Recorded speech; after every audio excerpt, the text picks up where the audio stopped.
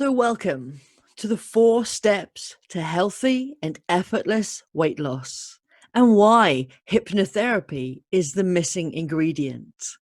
My name is Amy Gibbs, and I'm a weight loss and well-being mindset coach and a clinical hypnotherapy practitioner. You are in the right place if you feel you have tried all the fad diets but not got the results that you really wanted or needed. You feel like you have no control or willpower around eating. Or maybe you feel like you don't have a full button.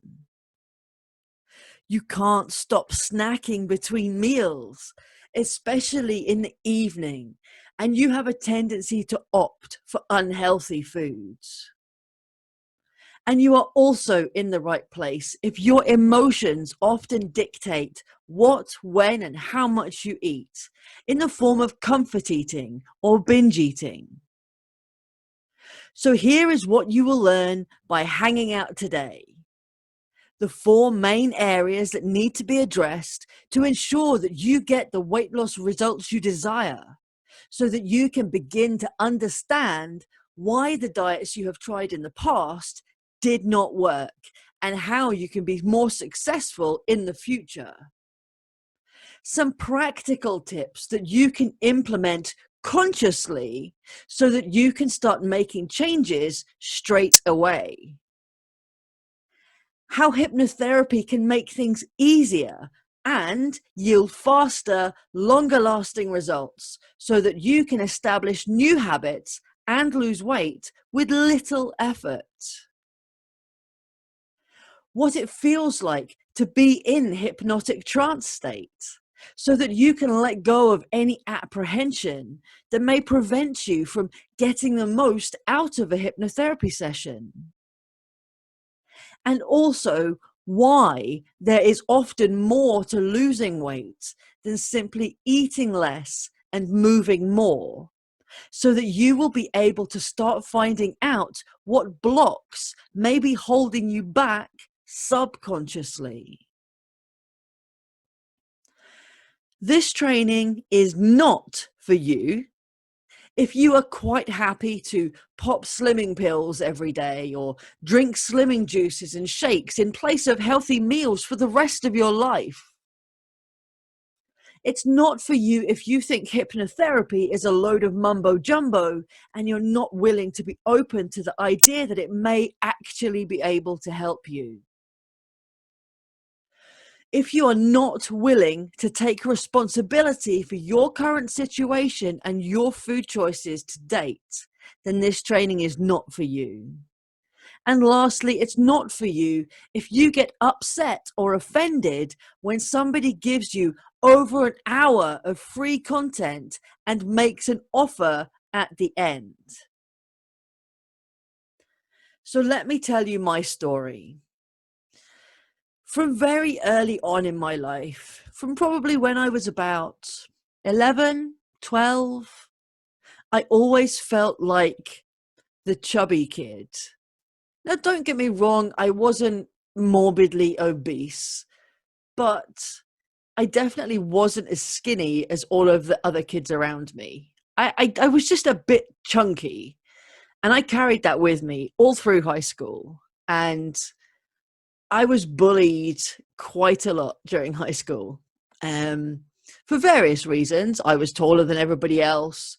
I was kind of chubby. I suffered with migraines, so had time off. Anything and everything, really. Teenage kids don't really need much of an excuse to bully somebody. So I spent most of my preteens and teenage years being very aware that other girls of my age were slimmer than me, and spending a lot of that time wishing that I had their figure, wishing that I wore makeup like they did, wishing I knew how to do my hair like they did theirs. There was a lot of comparisons going on, and I constantly felt that I was the odd one out. I didn't fit in. And so as I got older, that carried on.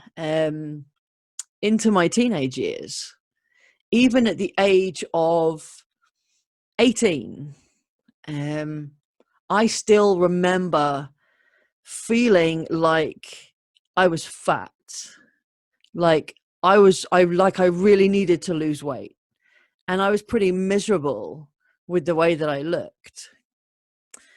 The thing is, at the age of 18, I was 6'1" and I was a size 14, which for my build looked absolutely fine.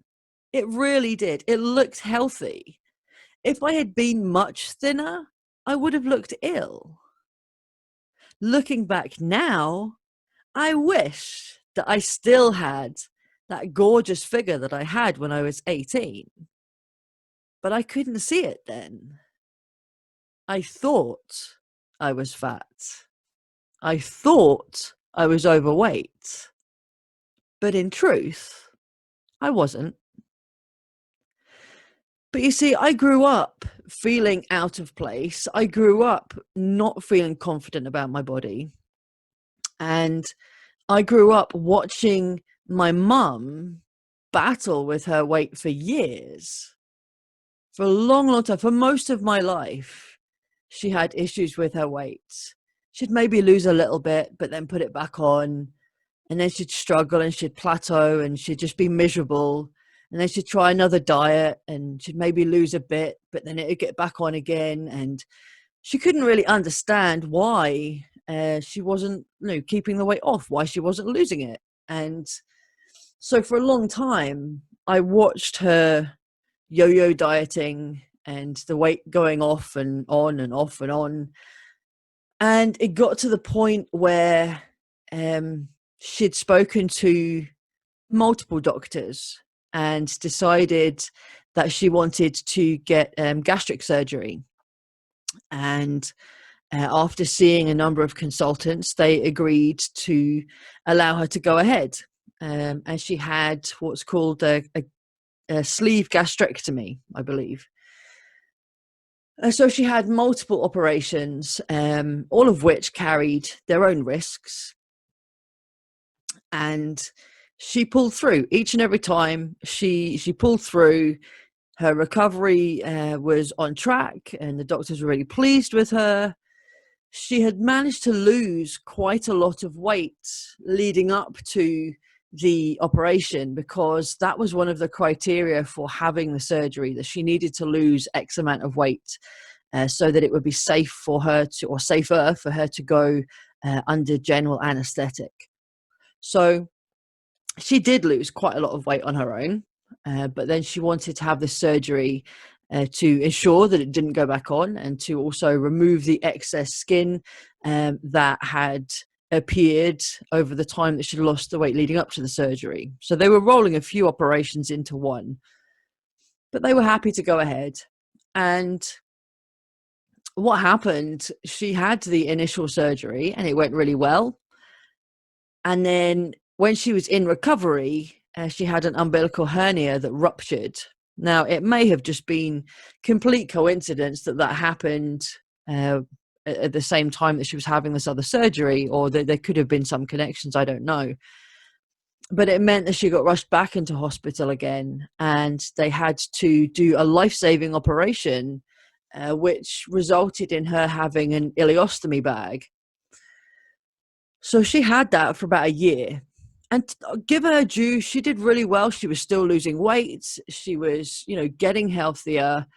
And she was really determined to get back up and on her feet. She'd had a rough year or two. And she had periods of illness. And obviously with the combination of having the operations and not being well, she had periods of dehydration. So she was in and out of the hospital. But she was doing really, really well. And it got to the point where about a year after the initial operations, she was able to go back in to have the ileostomy reversed. So to have the bag taken out, which was like the last step really in her getting her life back. And, she was looking really good. She had lost a lot of weight over that year and probably the 6 to 9 months leading up to that. She was half the person she was, if not less. And so she went back in and she had this operation. And again, she pulled through. And they said that she was recovering really well. Everything was fantastic. And, you know, the doctors were really impressed at her rate of recovery and the fact that she was up and doing physio and, you know, really wanting to bounce back and get on with life. And then a few days later, she became very ill. And I had a phone call at about 7 o'clock in the morning from the consultants saying, your mum has deteriorated rapidly overnight and you need to come back to the hospital. So we went back down, and by the same sort of time the next day, they'd basically said that there was nothing they could do to save her. There had been damage done in the previous operation, and lots of yucky things were going on inside her, basically. I'll spare you the details, but it wasn't very pleasant. They had her on full life support, literally everything, full ventilation. They had her on dialysis, absolutely everything they could do for her. And unfortunately, it wasn't working. The dialysis really wasn't making enough of a difference to save her.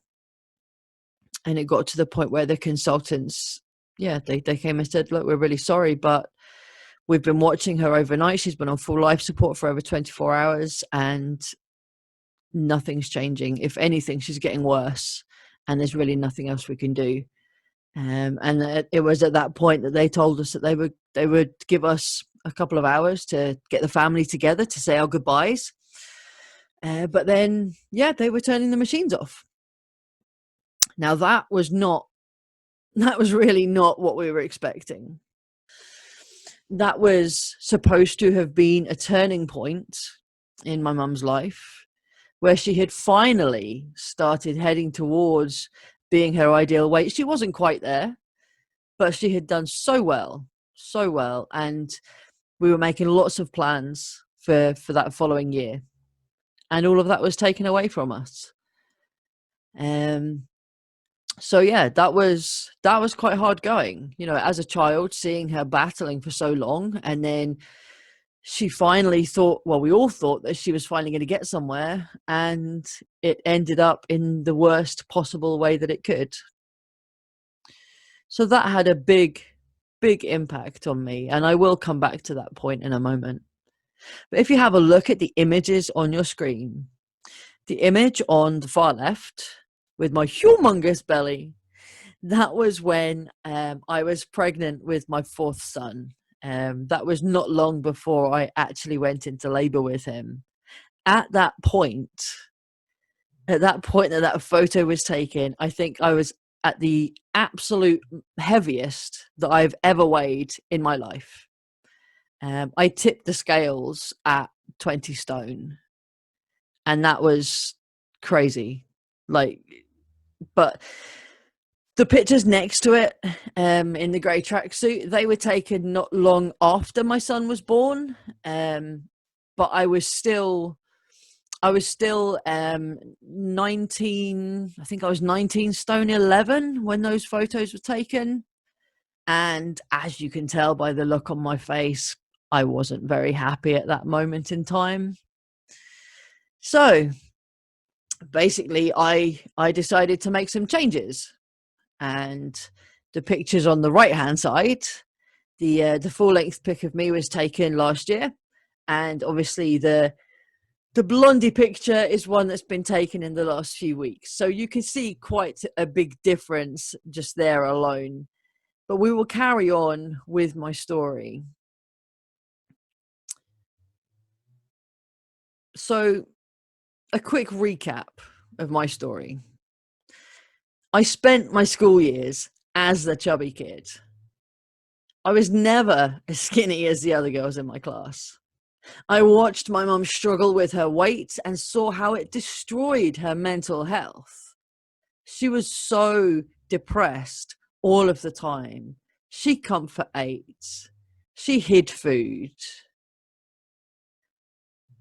Even at a size 14 as a teenager, I thought I was fat. After my fourth child, I weighed almost 20 stone. I watched my mum die due to complications after having gastric surgery. And I am still on my own weight loss journey. So I absolutely understand what a lot of you are going through. It was when my mum died that I became obsessed. I did my research. At that moment in my life, I almost blamed myself that I couldn't have helped her more. But I certainly didn't want anyone else to go through what I had gone through. I didn't want teenagers growing up with poor body image. I didn't want people to get to the point where they felt that surgery was their only option. And I didn't want anyone else's mental health to be affected so badly because of their weight issues. And I certainly didn't want anyone else to die because of weight-related issues. So fast forward to today. I have helped numerous men and women lose weight without even trying. I help my clients to effortlessly establish newer, healthier habits. I've had a client lose a stone in a week, a stone in a month, and another lose 3 stone in 3 months.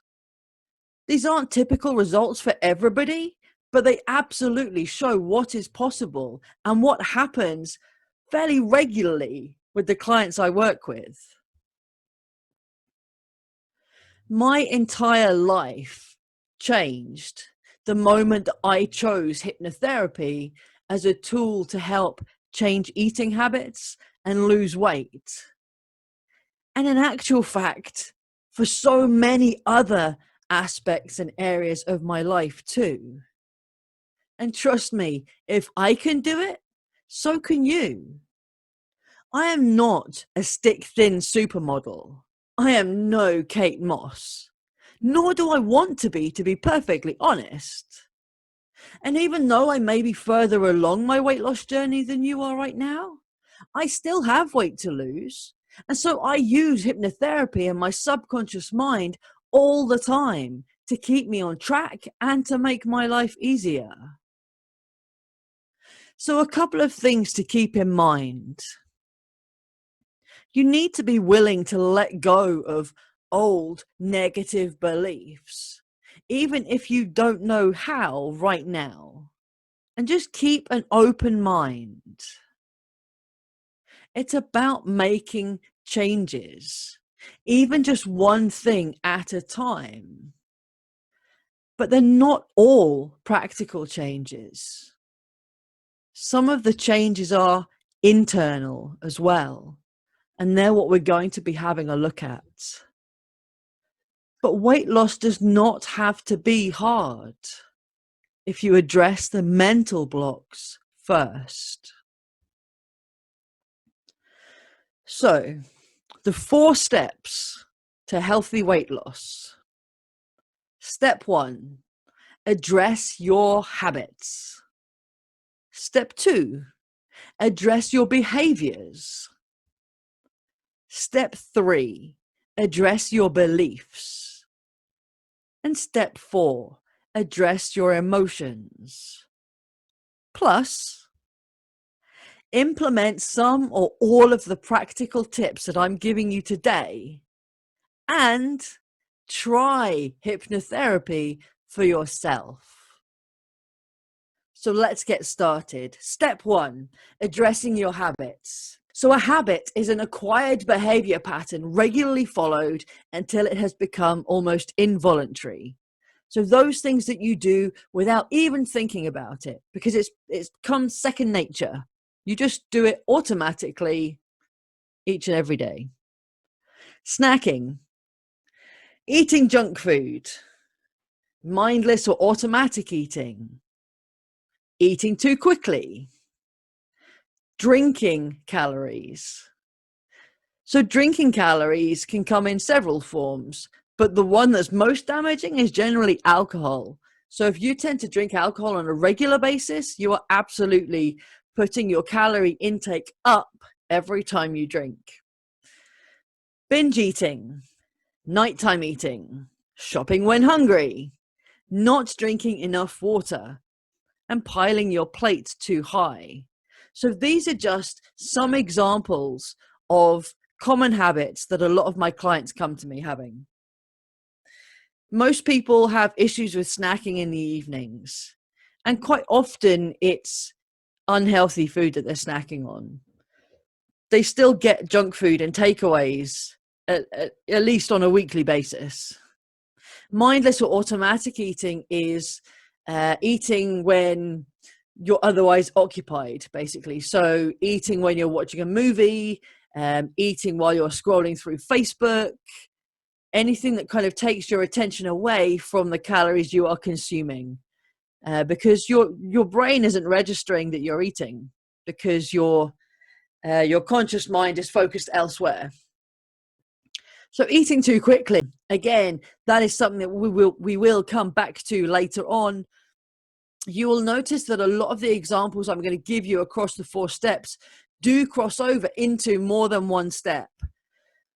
Bear in mind, we're looking at habits, behaviors, emotions, beliefs. They're all very heavily connected. So some examples do carry over into more than one. So those are typical habits that need to be addressed. If you can overcome those habits, that alone will make a huge impact on your ability to lose weight. Addressing your behaviors. So a behavior is a manner of behaving or acting, actions and reactions under certain circumstances. So it is how you act in response to being in any given situation. So some examples, food-related examples. Using food as a coping mechanism to soothe feelings. So when you're feeling depressed, tucking into that big tub of Haagen-Dazs or Ben & Jerry's. The things you say to yourself and about yourself. How many times have you looked in the mirror and made a really negative comment about yourself?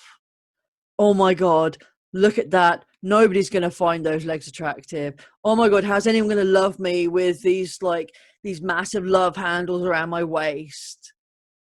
Oh my God, look at the size of your nose. Everybody does it, and it's really not healthy, because all you're doing is feeding your mind with negativity.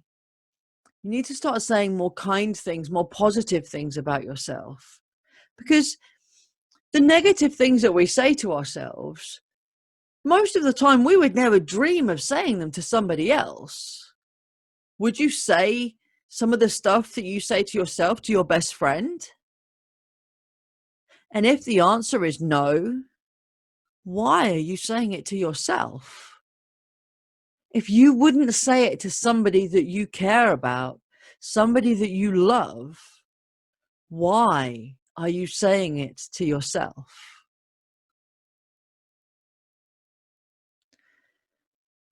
Weighing yourself excessively. A lot of people become really obsessive about weighing themselves, and there really is no point in doing that, because you will drive yourself insane. Your weight fluctuates by several pounds from morning to night every day. So the only way you can get an accurate assessment of your weight is to weigh yourself once a week at roughly the same time of day on the same set of scales. That way you'll be able to have an average weight each week. If you weigh yourself every day or even multiple times per day, you will absolutely drive yourself insane. Number 4, clearing your plate, even if you're already full. That's something we will come back to later on. But so many people feel that they have to clear their plates for one reason or another. But you absolutely don't. I am here to give you absolute permission to leave food on your plate. Because all you're doing when you eat more than you actually need is you're stretching your belly. And that's just adding extra pounds that you then have to lose. So please don't feel that you need to clear your plate. And we will come back to that point.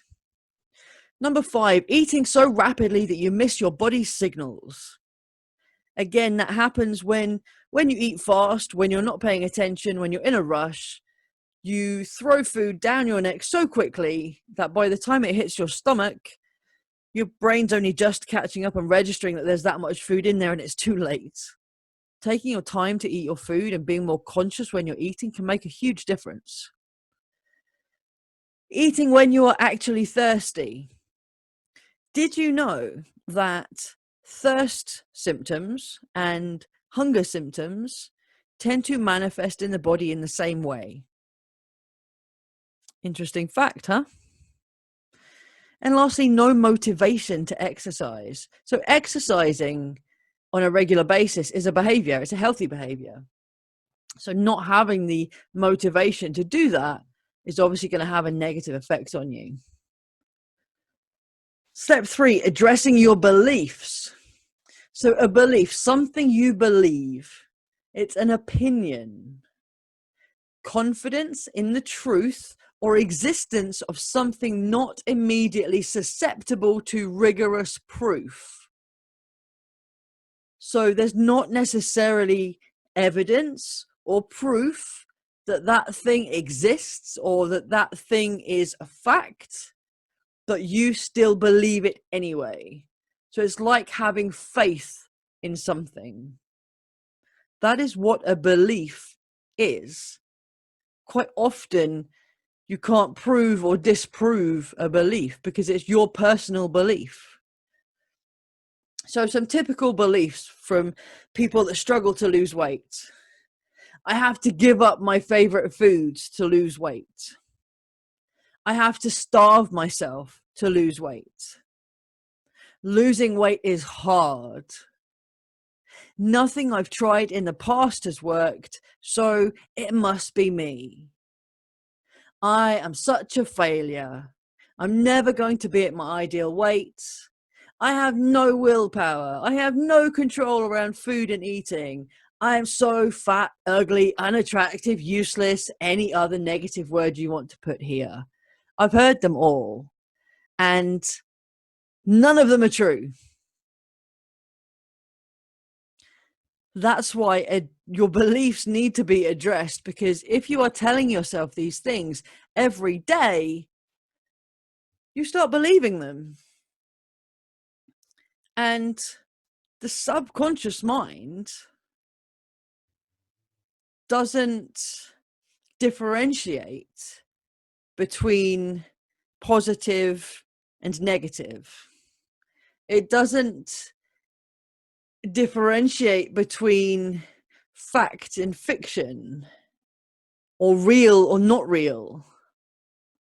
So if you are constantly giving yourself a hard time and sitting in this negative space of, I don't have this, I don't have that, I'm never going to be able to do this, I've got to give up stuff that I like, I've got to starve myself, that is all your subconscious is hearing, and so that is all it is creating more and more of for you.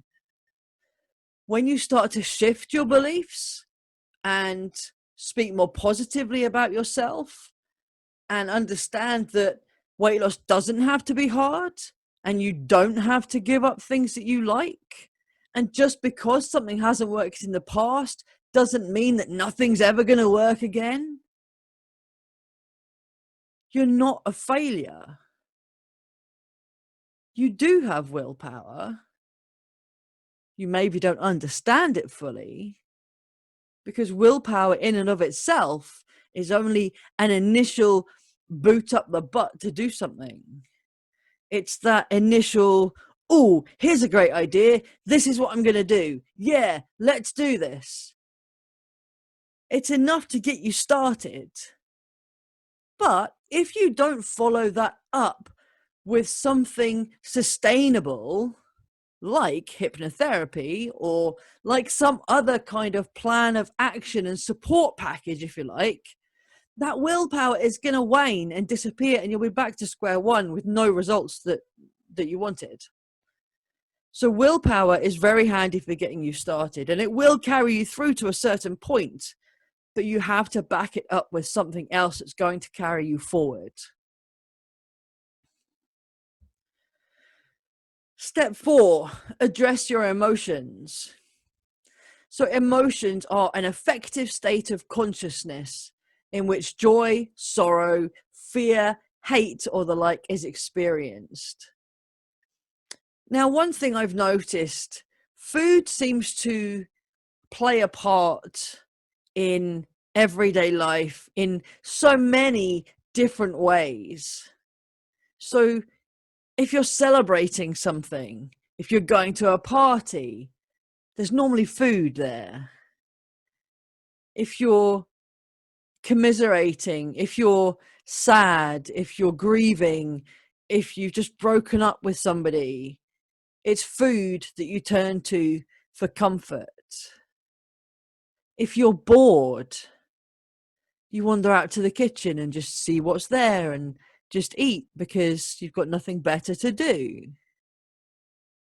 So many emotions and external circumstances in our lives are connected with eating and food.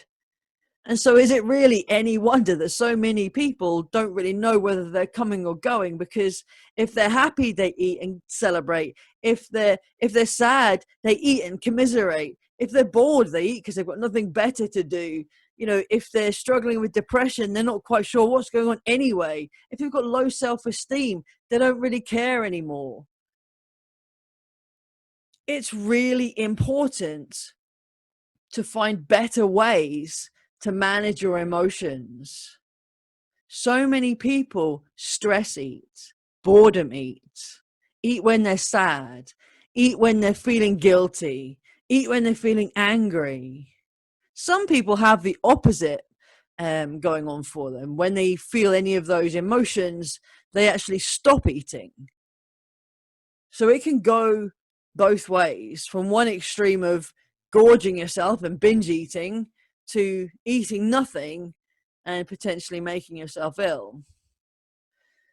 But other emotions, the emotions associated with grief and bereavement and depression and low self-esteem and past trauma, all of these emotions that are on the screen are very low vibration emotions, and all get used as excuses for eating.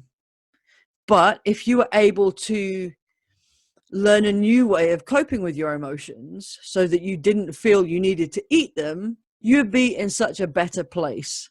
Because what happens when you comfort eat?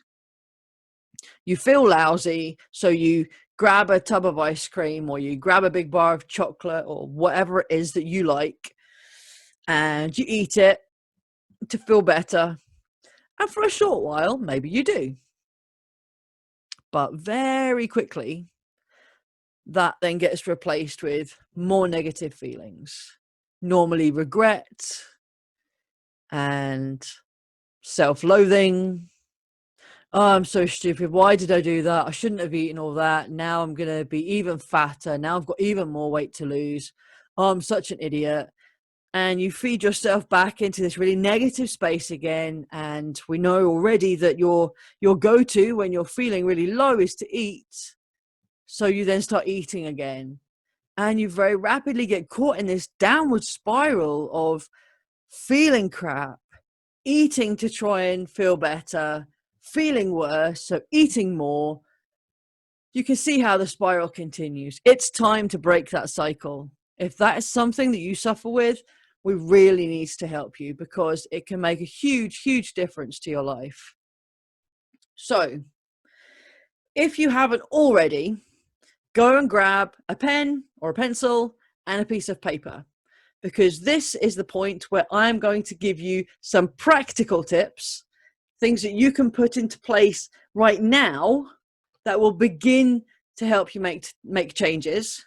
And I will also explain how hypnotherapy can make it even easier for you. And I will give you some specific examples and how they work.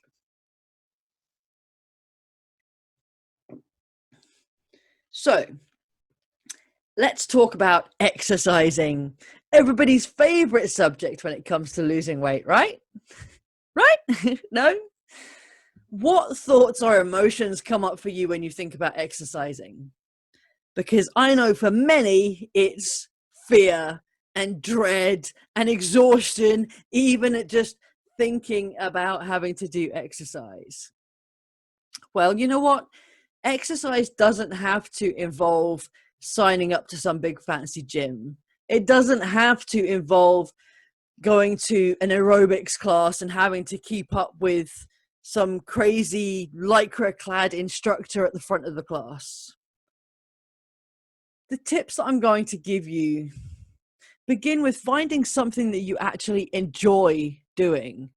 That might sound obvious, but if you actually enjoy doing it, you are far more likely to stick with it. If you end up going to a class that you don't like, what are the chances of you actually sticking to that and going back week after week? Fairly slim, right? Dance. Again, doesn't have to be a class. Put some music on at home and dance around your living room. Get the family up, get the kids up. Put music on out in the garden when we've got our nice sunny days. Just dance and feel good. It doesn't have to be choreographed to perfection. It's moving, it's bouncing, it's waving your arms and legs around. Anything that gets you moving and makes you feel good. Yoga. There are so many yoga classes available online, and kids love yoga. Lots of kids. My kids are so flexible, it's unreal. But anytime I do yoga at home, they always want to join in. And if you have a dog, they may want to join in too, but that'll just add to the fun. Walking. This is something that obviously you can do all by yourself, or you could take the dog or the kids or whoever else it is that you happen to live with. And once you've got good at walking, maybe you're feeling a little bit adventurous, you can start jogging. It doesn't have to be hardcore, pounding the pavement, running up hills, and just take your time, enjoy it. Put some music on, put your earbuds in and just jog along, or just brisk walking. Using opportunities that arise around your home to burn some calories. The whole point of all of these ideas is that they're fairly family friendly, they don't cost anything, and you don't even really have to leave the house. So things like housework, we all have to do it whether we like it or not. So why not ramp up the veracity in which you hoover downstairs? Get it going backwards and forwards, faster and faster. Run around, make a game of it. Run up and down the stairs, take the piles of clean washing, get the kids to put their stuff away. Just moving about. Running up and down stairs is really good exercise. Get a feather duster and bounce towards the ceiling to try and see if you can reach all of the corners without actually having to find something to stand on. Things like mowing the grass in the garden, weeding, digging, sawing. I put sawing in there, digging and sawing, because I've been doing a lot of that recently, building big planters for my garden. And you know what? I got a very, very good workout chopping up all the timber to make those planters.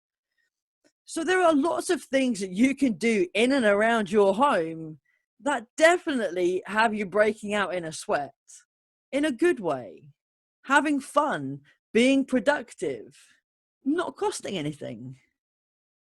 The most important thing is, though, not to overdo it. You really do have to go at your own pace and listen to your body. If it is telling you that it's time to stop, listen to it. You have to become aware of your body and its capabilities. And it will let you know when it's time to kind of go and do some more. You can build it up. So just take your time and ease yourself into it, especially if you haven't been doing any exercise recently. take it easy and build it up bit by bit. Okay. So with regards to exercising, hypnotherapy can create and boost motivation to exercise. So many of my clients come to me saying, look, I do kind of want to exercise. Like, I wish I wanted to. I know it would help me. I'd get fitter, but I just don't have the motivation. Well, hypnotherapy can help to create that motivation. It can instill the belief and acceptance of the idea that exercising is very important to you.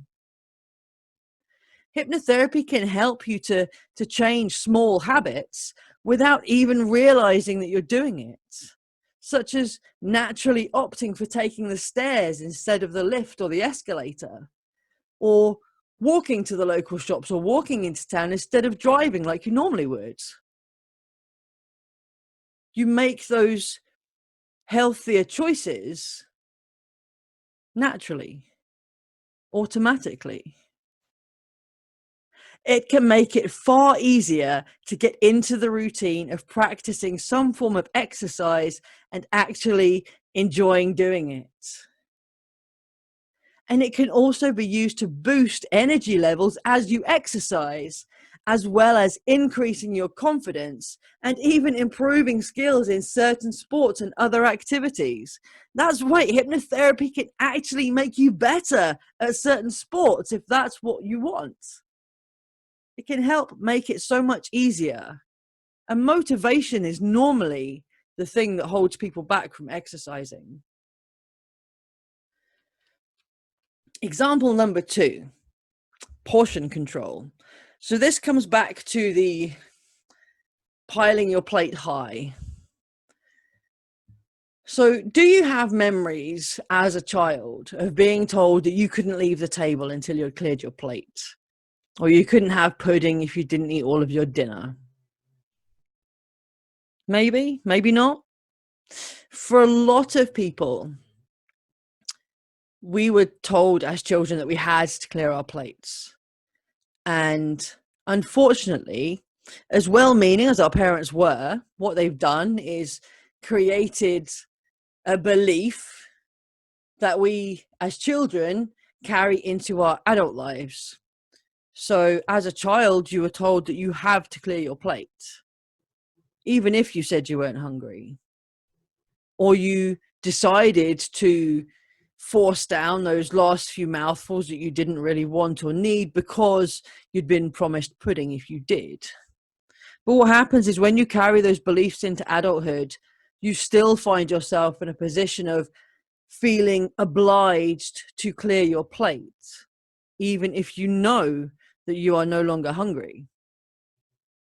How many times have you sat there eating a meal and thought, oh, I'm really stuffed, like I'm really enjoying this, but I don't know if I'm going to be able to finish this, but then carried on eating it anyway because you felt you should, for one reason or another, whether it was because you didn't want to waste food, because you didn't want to seem unappreciative to somebody else that had dished it up for you, whatever the reason. It's really important that if you get to the point of feeling full and acknowledging the fact that you feel full, that you stop.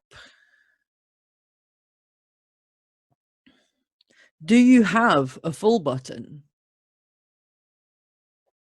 If you do get those feelings of being full, do you stop eating? Or do you carry on because there is still food on your plate and you don't want to waste food? You don't want to be ungrateful. It's really important. If you keep eating beyond your full point, not only will you be consuming more calories than you need and putting on excess weight, but you're also ignoring your body's signals that it's sending. So people that come to me saying, oh, I don't have a full button, I never feel full. A lot of the time it's because they've been eating far more than they needed and they've missed it. or because they've eaten too rapidly. So by the time the signals have appeared, it's too late and they're already stuffed. So some practical tips to help you with portion control. Use a smaller plate. Again, it may seem really obvious, but have a look at the picture. The amount of food on those two plates is the same. So the portion size illusion is a new variant of an old classic illusion called the Ebbinghaus illusion, in which a circle surrounded by smaller circles looks bigger than the same circle surrounded by bigger circles. It shows that to your visual system, everything is relative. So if you feel like you are indulging in a bigger portion of food, but you're really just using a smaller plate. So it's an optical illusion. It looks like you're eating a huge plate of food, but if you put that same amount of food on a bigger plate, it would look like nothing. So if you feel full, stop eating. Don't feel bad for wasting food. Next time, just dish up less. And if you are genuinely still hungry, you can always go back for seconds. Nobody's saying you have to deprive yourself. Just don't overeat when you don't need to. So how can hypnotherapy help with portion control? The main thing that hypnotherapy can help you with in this area is reducing your appetite. So you feel full on smaller portions of food. We can literally get your body to imagine that your stomach is the size of a tennis ball. So once your tennis ball sized stomach is full, you won't eat anymore. You will eat less and less as time goes by, meaning you only eat the amount of food your body actually needs without feeling hungry, without feeling deprived, feeling absolutely satisfied with smaller portions of healthy, nutritious food.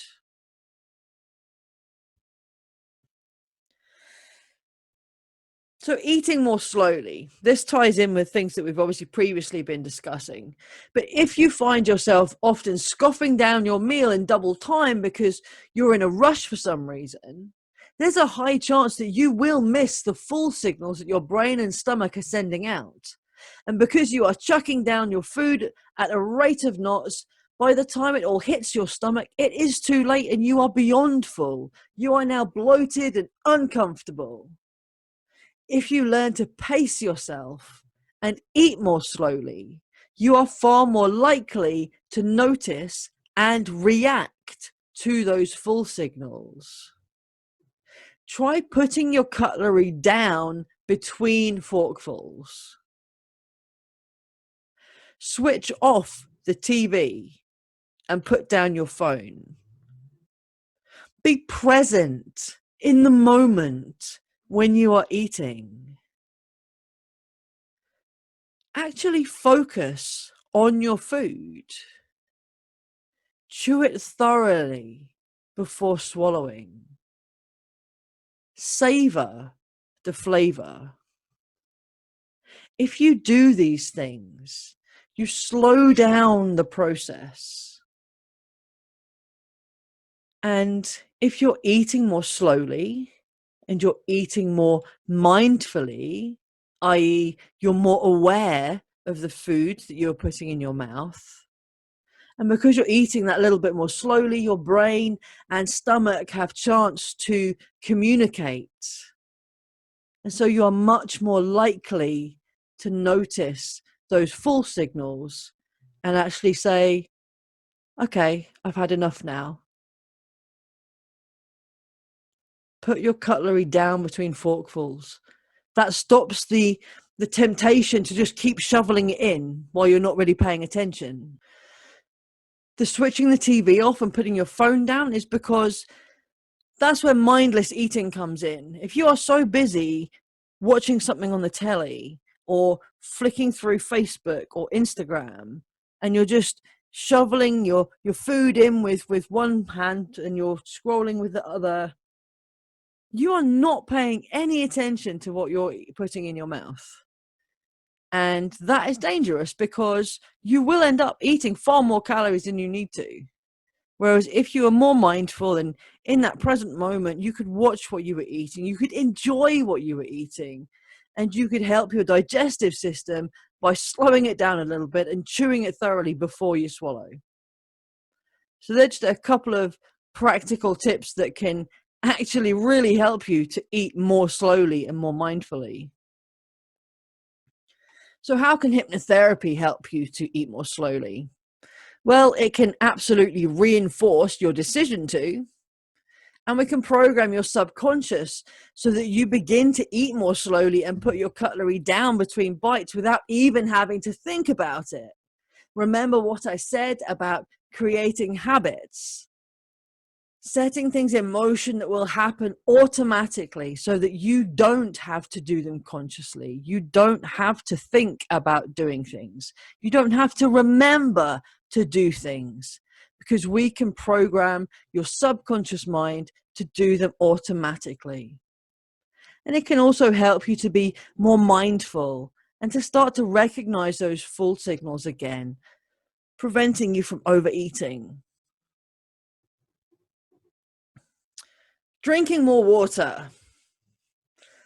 As adults, we should all be aiming to drink at least 1 to 2 liters of water a day. How much do you drink? Water is the major component of most body parts. It forms saliva, converts food to components needed for survival and digestion, keeps mucosal membranes moist, and allows body cells to grow, reproduce, and survive.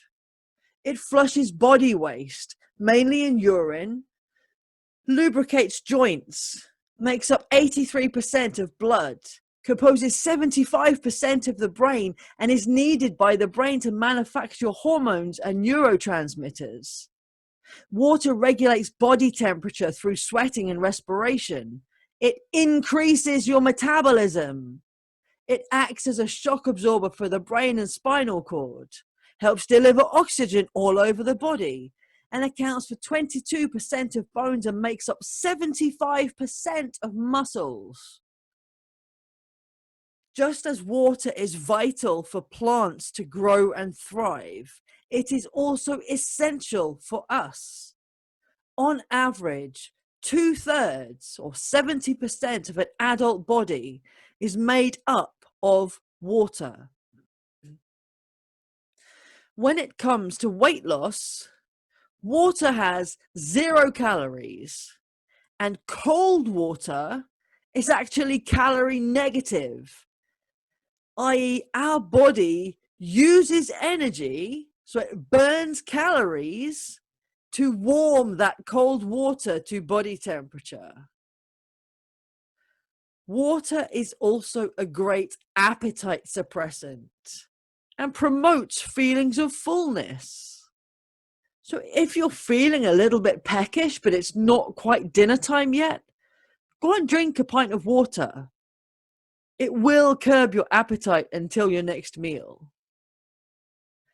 As for exercise, dehydration from not drinking enough water leads to tiredness and fatigue. Water provides energy by carrying oxygen to our muscles. It helps us to work harder, longer, and improves our performance. Water is so important. If you don't like the taste of water on its own, adding a little bit of sugar-free diluting juice is perfectly acceptable to give it a little bit of flavor. If you want to keep it completely natural, then why not try adding some sliced fruit to give it some flavor? And you'll also then get some of the natural goodness from the fruits as well. Another alternative is flavoring your water with essential oils. You only need a single drop of high quality citrus oil to give your plain water a tasty burst of flavor. And it doesn't have to be a citrus oil, there are other flavors as well. But, and I can't stress this enough, if you are going to opt for using essential oils, then you must check the quality of them and make sure that they are safe, 100% safe to consume, that they are therapeutic grade, that they've been highly tested, not just any random oils that you picked up from the pound shop. You must be so careful because some of the cheaper oils that aren't tested contain all sorts of nasty things. So if you were looking for essential oils, I personally would recommend the doTERRA range. And also, if you think you're hungry, but it's not been long since your last meal, then go and have a glass of water. Wait 10 minutes and see how you feel. I know that maybe sounds a bit weird, but honestly, trust me. Go and have a glass of water and wait 10 minutes. If after that 10 minutes you still feel hungry, then chances are that is genuine hunger and you probably should have a healthy snack. If, however, those feelings have passed, you probably were just thirsty. As I mentioned earlier, hunger and thirst signals often manifest in similar ways. How can hypnotherapy help with drinking more water?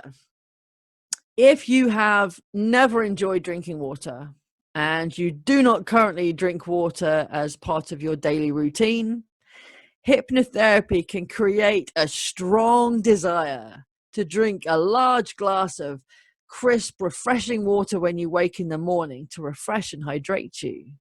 This habit can be recreated throughout the day, ensuring that you drink and enjoy drinking enough water to keep you adequately hydrated. It really can. Honestly, it's so simple. I've done one session with people, less than 1 hour, about half an hour of therapy with them, and they've started drinking more water and never looked back. It really is so simple to create that habit. So listen to your body.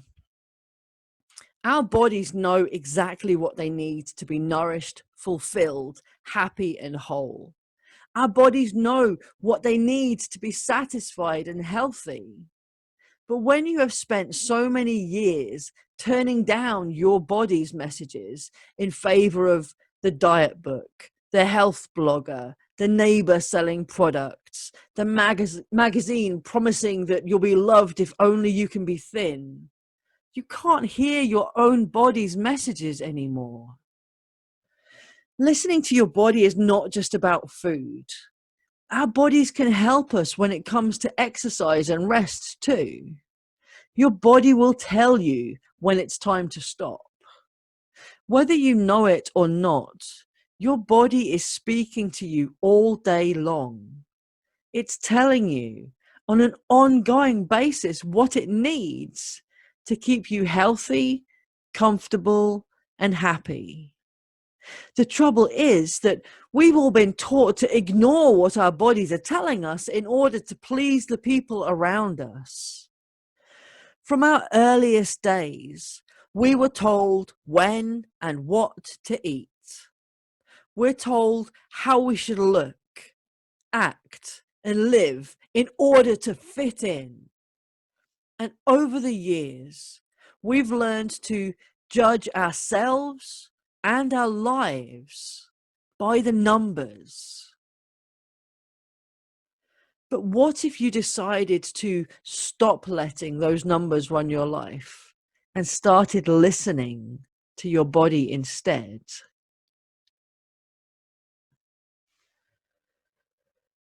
When you find yourself with your hand on the biscuit barrel, or your head in the fridge, or you're raking through the cupboards, stop. Stop right where you are and take a few deep breaths. Just ask yourself some questions. Am I genuinely hungry? Or am I thirsty? Am I feeling stressed? Am I feeling emotional? Am I overtired? Or am I just bored?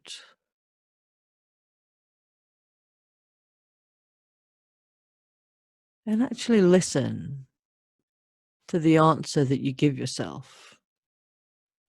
Taking just a few moments to check in with your body and with your emotions can help you make a more mindful decision.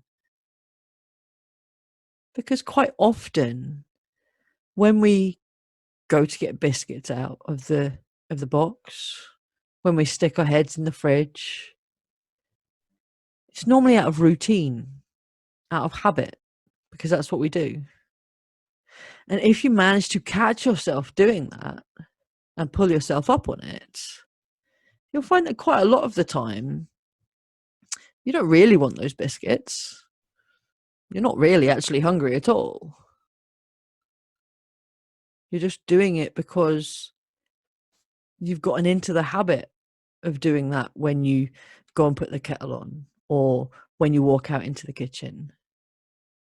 You can catch yourself doing these things and stop yourself.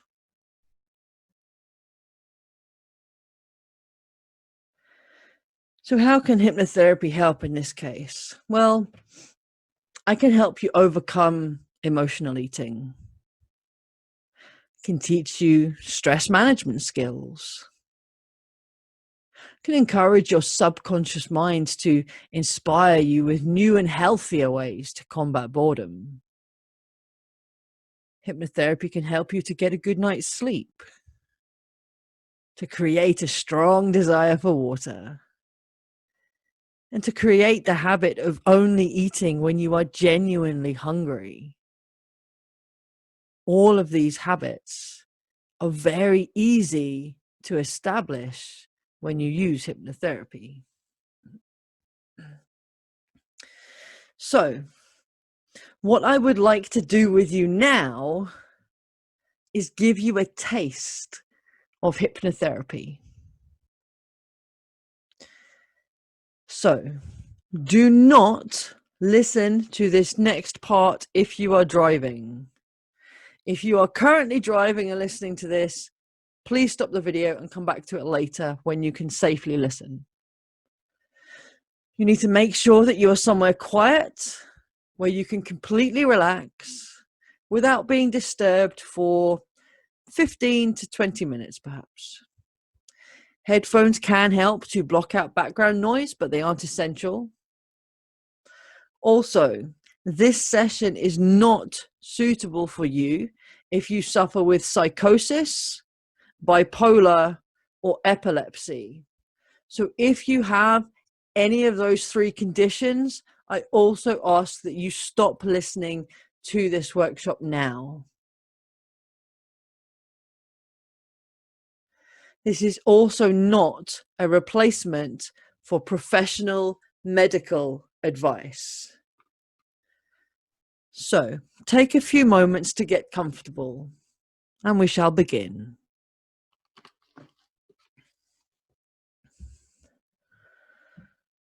So just go ahead and make yourself comfortable and take a nice deep breath in. Hold it for a moment, and as you exhale, you can allow your eyes to close. Keeping your eyes closed now, you can take another deep breath. Hold it for a moment, and as you exhale, you can allow yourself to relax even more. In fact, with each breath you take, you can become more relaxed. And with each exhalation, you can just let go. Let go of the stress. Let go of the tension. Just let go. And you can allow your breathing to continue naturally now. And if there are any background sounds or noises, they needn't bother you at all. In fact, they're just sounds on the outside as you relax into your inner world. They can even help you to relax further. This is your time, and you can have it for yourself, away from anyone and anything that may have been bothering you or distracting you from reaching your goal. Now, with your eyes closed, relax all the muscles around the eyes so well that they will stay closed. And once you've relaxed all the muscles around your eyes so that they will not open, give them a check and make sure they stay closed. Now stop trying and go deeper. Now imagine that you can take that relaxation you're holding in your eyes to the top of your head. And in a moment, I'll have you take that relaxation all the way down through your body. And as you do so, you can become 10 times more relaxed than you are now. So now, take that relaxation from the top of your head and send it down through your whole body and allow yourself to become 10 times more relaxed. Comfort and relaxation flowing down through your body. That's right. And once again, go back to your eyes. Relax all those muscles even more, so they just want to stay closed. And again, give them a little check to make sure they stay closed. Now stop trying and go even deeper. Once again, I'm going to have you take this relaxation and holding in your eyes up to the top of your head. And this time, when you send it down through your body, I want you to double that relaxation. Okay, now take the relaxation to the top of your head and send it down through your body, doubling that relaxation as you do so. From the top of your head all the way down to the tips of your toes. Comfort and relaxation flowing in, feeling as if your body is wrapped in a warm blanket of relaxation.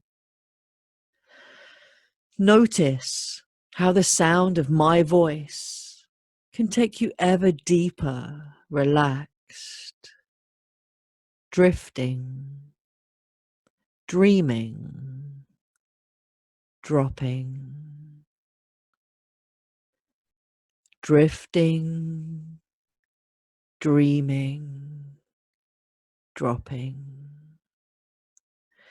into your inner world, into that part of you that remembers everything you have ever experienced. And as you relax further, pleasant thoughts of the past may come your way as you allow yourself to go deeper and deeper. In a few moments, I will count down from 10 to 1. And with each descending number between 10 and 1, you become 1/10 more relaxed. 10% more relaxed with each number. Each number helping you to go 1/10 deeper into that wonderful, hypnotic state of relaxation that, in any event, becomes deeper and deeper as we go on. If, while I am counting, you experience slight, though very pleasant physical sensations, as if you are floating down into a wonderful state of hypnotic relaxation, that's fine, just fine. 10, 9, and deeper and deeper. 8, 7, 6, drifting down, ever deeper relaxed. 5, 4, 3, and deeper and deeper. 2,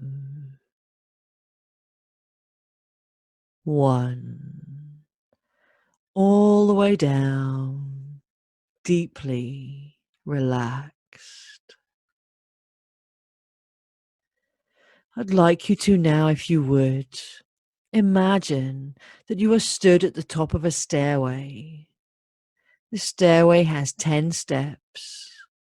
The steps are safe, strong, secure, and well lit. And in a few moments, I'd like you to imagine that you are slowly walking down those steps as I count backwards from 10 to 1. Each step between 10 and 1 helps you become 10 times more relaxed. Each step is going to take you 10 times deeper into trance. So taking that first step in your mind, 10, 9, relaxing, releasing, refreshing. 8, as the mind relaxes, the body relaxes. 7, as the body relaxes, the mind relaxes further. 6, drifting down, ever deeper relaxed. 5, drifting, dreaming, dropping. 4, deeper and deeper still. 3, nearly there. 2, relaxed to even really care. And 1, all the way down, deeply relaxed. So, if you will, imagine yourself now at the weight and size that you've set your mind on. Build that image in your mind. See yourself slimmer, healthier, fitter, and so much more confident, knowing that you look and feel so good. Notice what you're wearing. Don't those stylish clothes look so good on your wonderful, toned, slim and healthy body? How do you feel? Imagine the congratulations and praise that people are giving you for having lost all that weight. But their congratulations and praise are nowhere near as important to you as how you feel about yourself. Right now, here, in your wonderful, creative imagination, you are slim, you are healthy, you are your ideal weight and shape for your height.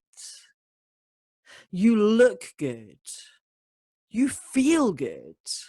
You are good. This is your ideal self. So take this image of your ideal self and place it up there in the top corner of your mind to remind yourself over and over again just how good it will be when you've lost that excess weight.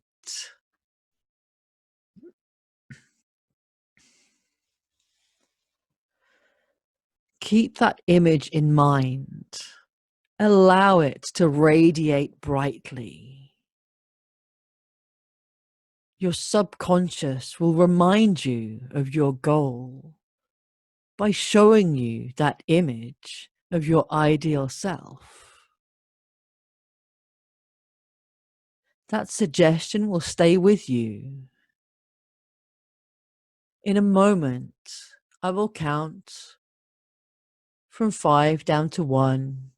And at the count of 1, your eyes will open. You'll be wide awake, feeling absolutely amazing and fantastic. 5, 4, 3, slowly coming back. 2, eyelids beginning to flicker. And 1, eyes open, wide awake, mind and body returning to normal consciousness. Just take a moment to allow yourself to readjust to being back in the room. Give your fingers and toes a wiggle. And I will just remind you of the 4 steps that we have already covered. Step 1 is addressing your habits. Step 2 is addressing your behaviors. Step 3 is addressing your beliefs. And step 4 is addressing your emotions. The reason those 4 steps are so important, those 4 elements, the habits, behaviors, beliefs, and emotions, are all run by your subconscious mind. And if you want to get different results to the results you are currently getting, the way that you think and feel and behave in certain circumstances, in certain situations, the things that you feel and think about food and the way you behave around food, the habits that you have in place around your eating and your exercising, they all have to be tweaked and changed to get different results to what you've been getting. Because what you've done up until now hasn't worked for you. So it's time to change your habits, your behaviors, your beliefs, and your emotions so that you can start getting the results that you actually want. Obviously, I've given you a handful of practical tips that you can try depending on your circumstances and your situations. Pick out the ones that seem most relevant to you. And my recommendation is always going to be to use hypnotherapy to make it easier. I'm hopefully giving you a balance of information and practical tips, things that your conscious mind can put into place and that you can decide to put into place, with the other side of your subconscious and what needs to change and how you can make that a little bit easier for yourself in the process. Now, I'm not sure why you are watching this today. Maybe you're frustrated that you keep gaining weight instead of losing it. It could be that you are sick and tired of trying the latest fad diets and still not getting the results you want. Or maybe you've heard all the buzz and excitement around how others are having success with hypnotherapy and you wanted to see how you could make it work for you. Or perhaps you were just bored and you wanted to hang out with me. Either way, that's cool. So, hypnotherapy rocks. And it can transform your entire life. I believe that if you've stayed on the webinar up to this point, you have the determination and the commitment to reach your ideal weight and transform your life. And this is something that you can get started with right now. Please remember, nothing that I have shared with you here today is theory or fluff that might work. This is exactly how I have helped numerous men and women lose weight, reach their goals, and recreate themselves. It doesn't matter if you have struggled for years. It's all about baby steps and taking action, the right tweaks, right now. So some of the big benefits of losing weight with hypnotherapy: there is no restrictive diet to follow, and you will never feel deprived. You can establish new habits much faster using your subconscious mind than your conscious mind. There's a reason for that. Habits are all run, stored, created in your subconscious mind. So if you're trying to establish a habit consciously, if you decide, right, I want to drink more water every day, you have to remember to drink water every day. You might have to stick post-it notes up here, there, and everywhere to remind yourself to drink it. You have to remember, and you have to make the effort, even on the days that you maybe don't feel like drinking water. You still have to drink it anyway. If you skip days of trying to create your consistent habits, if you are not consistent for generally about a month, then you're not going to create that habit. It's never going to become second nature. It's just going to be a habit that you're trying to establish forevermore, that you're constantly having to focus on and think about and implement over and over again.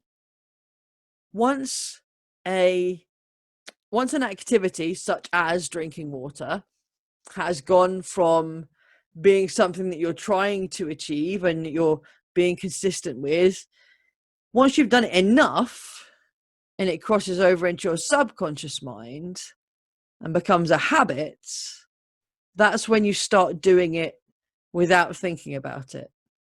That's when you don't need to have your post-it note reminders everywhere. You don't need to have reminders set on your phone. You don't need to keep a habit tracker.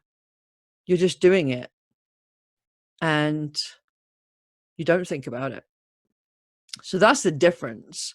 So generally, most habits, regardless of what they are, most habits take at least a month of consistent effort to establish if you're doing it consciously. If you do it subconsciously, you can create a habit in about half an hour. Benefit 3, we can boost your motivation to exercise so that you can boost your weight loss. Benefit 4, losing weight becomes easy and effortless. Yes, you really can lose weight without dieting. So the obvious question is, how can you tap into your subconscious mind and harness its powers to help you lose weight in the easy way that it knows how? Well, you have a choice. You can do it the slow way, the conscious way, through trial and error by taking some of what I've given you here today and trying to figure out the rest of it on your own. Or you can do it quickly. You can do it the easy way using the no diet solution. What is the no diet solution, Amy? It is my complete step-by-step hypnotherapy-led group weight loss program.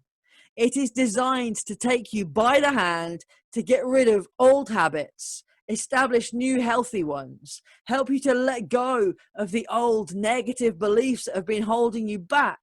It will boost your confidence and motivation and generally transform your life. No missing steps, no confusion. It is the quickest and most effective way to get from point A to point B. But what exactly is it?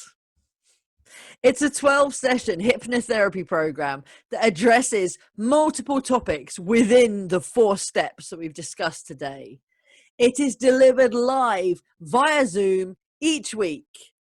You will have lifetime access to recordings of all the sessions, along with a growing community of other smart and savvy individuals who've also chosen hypnotherapy as a tool to help them make their weight loss journeys easier and more enjoyable, to support you and encourage you along the way.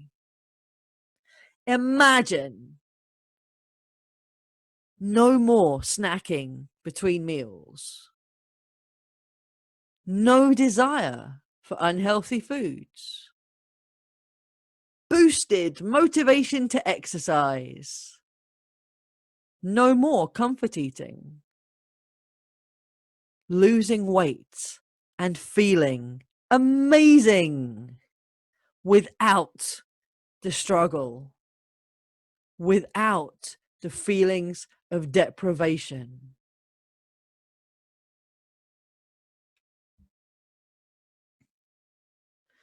You can have all these things and more by following the 4 steps using the no diet solution. Here is what I will help you to master through the program. The foundations of weight loss, exercise motivation, stop snacking between meals, overcome comfort eating, binge eating, boredom eating, nighttime eating, improve your body image, overcome caffeine and soft drink addiction, overcome sugar addiction, increase your metabolism and reduce your fat cells. All of this is packed into the 12-week program. How much will this cost me? Well, you could book individual hypnotherapy sessions with me that would be charged at £100 per session, and you would end up spending over £1,000 to get all of the benefits of this program.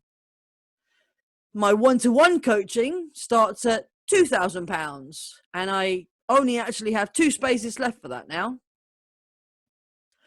What are you going to be investing to transform your life and achieve your weight loss goals? Not £1,000. Not even £700. The entire program is just £555, and we even have payment options so you can register today for as little as £222. I am that confident that the no diet solution can bring about transformations that I offer you a 90-day money back guarantee. If at the end of our 90 days of working together, you have shown up to all the sessions and done all the work, but you haven't lost a single pound on the scales or dropped inches off your body, you will get your money back. Let's look at some feedback from past group members. I've definitely wanted water more than anything else. I don't feel I need chocolate anymore, so I'm not buying it. I used to crave Diet Coke and used to have it, but haven't wanted it at all. My jeans are starting to fall down. My mum noticed I'd lost some weight. I haven't snacked in between meals. No biscuits with my coffee. I've drunk mostly water with far less coffee being consumed. I just love how effortless it is. Halfway through the weight loss course, and it feels like normal now. I don't buy sweets, chocolates, or crisps that were too tempting before. I don't even think about them when shopping, so I haven't bought any. Drinking water is a habit now. It's going well, and I feel much better because of it. So, a quick recap.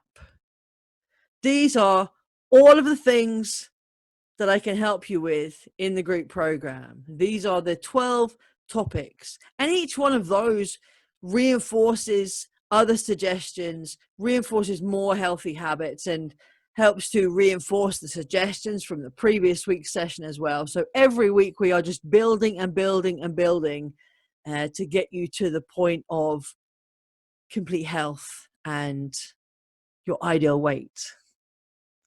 So your options are one payment of £555 or three payments of £222. Now, I am limiting the places on this next round of the group. The next round starts on Monday, the 7th of September. So you basically have a month to get registered and get in. But I am capping it at 30 members. This webinar is available publicly. So anyone and everyone is going to be able to see it. So if you want to guarantee your place in the group this round, I suggest you act fast. So if you are serious about losing weight, if you are open to the idea and understand now that hypnotherapy is a very safe and healthy and effective way of losing weight, and you want to take action right now, I have an early bird bonus for you.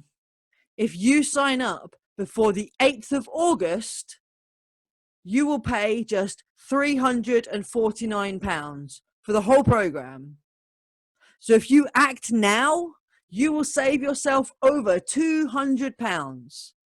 Just one payment of £349. So to buy now, if you are absolutely certain that you want in and you just want to pay now so that your space is reserved, click the buy now button below and you will receive your massive discount of over £200, and you will have your space reserved, ready for starting on the 7th of September.